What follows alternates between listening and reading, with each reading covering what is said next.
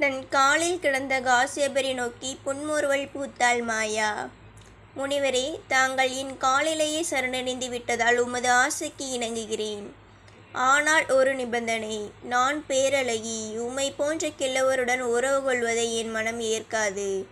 எனவே தவ வலிமையார் நீர் இளைஞனாக மாறும் பிற உருவங்களை எடுத்துக்கொள்ளும். நானும் பல உருவங்களை எடுக்கும் சக்தி படைத்தவள். அதற்கேற்ப நீரும் மாறிக்கொள்ள வேண்டும் என்றாள். காசியபர் அதற்கு சம்மதித்து பேரழகு மிக்க இளைஞனாக வடிவெடுத்தார். அந்த சுந்தர அழகன் மாயாவை அடைந்தான். முதல் இரவிலேயே அவர்களுக்கு ஒரு மகன் பிறந்தான். அவன் தாமரை போன்ற மலர்ந்த முகம் உடையவனாக இருந்ததால் பத்மாசூரன் என பெயரிட்டனர். பத்மம் என்றால் தாமரை என பொருள். இவனை சூரபத்மன் என்றும் அழைக்கப்பட்டான். அவர்கள் கூடி கழித்தபோது ஏற்பட்ட வேர்வையில் இருந்து மேலும் 30,000 அசுரர்கள் வெளியிட்டனர். 2ஆம் ஜாமத்தில் இருவரும் இளஞ்சிங்கங்களாக உருமாறி கூடி கழித்தனர். அப்போது 1000 முகம் கொண்டவனும் 2000 கைகள் உள்ளவனுமான ஒரு மகன் பிறந்தான். இவனது பெயரே சிங்கமுகன். அப்போது ஏற்பட்ட வியர்வையில் இருந்து 40,000 சிங்கமுக அசுரர்கள் உற்பத்தியானார்கள். 3ஆம் ஜாமத்தில் யானையாக அவர்கள் வடிவெடுத்து கழித்திருந்தபோது யானை முகம் கொண்ட தாரகாசுரன் அவனோடு 40,000 யானை முக சூரர்களும் பிறந்தனர். 4ஆம் ஜாமத்தில் ஆடுகளாக மாறி கூடினர். அப்போது ஆட்டு முகம் கொண்ட அஜமுகி என்ற மகள் பிறந்தாள். அவளோடு ஆட்டு முகம் கொண்ட 30,000 அசுரர்கள் உருவாகினர். மறுநாள் பகலில் காசியபரின் ஆசை கடல் வற்றவில்லை. அவர்கள் காட்டெருமை, பன்றி, கரடி, புலி, குதிரை, மான், காண்டாமிருகம், கழுதை என பல மிருகங்களின் வடிவத்தை அடைந்து கூடி மொத்தத்தில் 2 லட்சம் பேரை பெற்றெடுத்து விட்டனர். இவர்கள் யாரும் குழந்தை வடிவினராக பிறக்கவில்லை. காசியபரின் அபசக்தி, மாயாவின் மாயாஜலம் ஆகியவற்றால் இளைஞர்களாக பிறந்தனர். இவர்களின் முதல் மகனான சூரபத்மன் பெற்றோர் முன்வந்து வணங்கினான். தாயே, தந்தையரே, லட்சக்கணக்கில் சகோதரர்கள் எனக்கு இருக்கிறார்கள். நாங்கள் ஏன் பிறந்தோம்?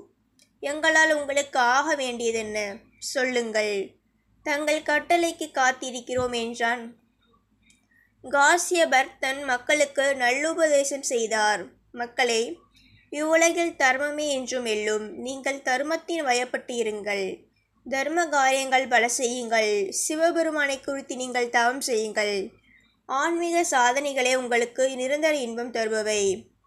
குத்சர் என்ற முனிவர் இறந்த ஒருத்தியை கூட தன் தவ வலிமையின் மூலம் பிழைக்க வைத்தார். மிருகண்டு முனிவர் புதல்வன் மார்க்கண்டேயன் சிவனின் திருவருளால் யமனையே வென்று என்றும் இளைஞனாக இருக்க வரம் பெற்றான். சிவன்தான் இவ்வுலகமே. அவரை வணங்கி தர்மத்தை நிலைநாட்டுங்கள். இதன் மூலம் என்றும் அலையா தேவலோக வாழ்வை பெறலாம் என்றார். இப்படி பேசிக்கொண்டிருக்கும் போதே அவர் ஆழ்ந்த தியானத்தில் மூழ்கிவிட்டார். தன் மக்களை தாய் மாயா அழைத்தாள். என் அன்பு குழந்தைகளே, பெற்ற தாய் சொல்வதை கேட்பதே பிள்ளைகளுக்கு அழகு. உங்கள் தந்தை சொல்வதில் கருத்தும் இல்லை, இன்பமும் இல்லை, சாரமும் இல்லை. இதற்காக நான் உங்களை பெற்றேன். அவர் சொல்லும் வாழ்க்கை துறவம் போல் அமையும். முனிவர்களுக்கும் யோகிகளுக்கும் மட்டுமே அது அமையும், பொருந்தும். என் ஆசை அதுவல்ல. நீங்கள் இந்த ஜகத்தையே வெல்ல வேண்டும். எல்லா லோகங்களும் உங்கள் கட்டுப்பாட்டில் வர வேண்டும். தேவலோகமும் உங்களுக்கு அடங்கியதாக இருக்க வேண்டும். தேவர்கள் உங்களுக்கு பணியாளராக இருக்க வேண்டும். ஆனால் இதை அடைவது எளிதல்ல.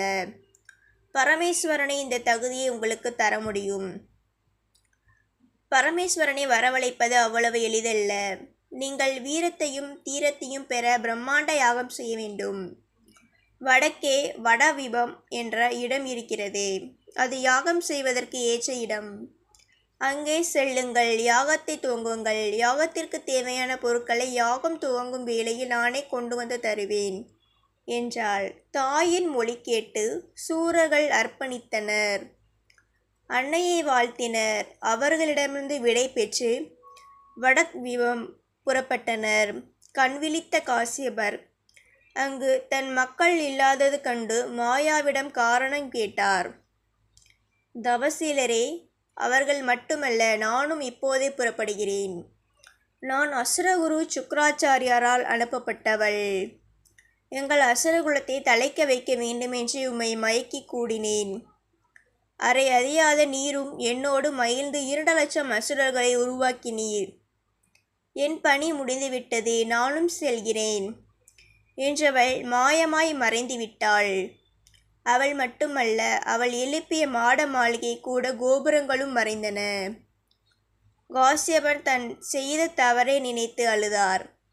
அப்போது அவரது முதுகை வருடிக் கொடுத்து, காசியபா, என் அன்பு மகனே என அழைத்தது ஒரு குரல்.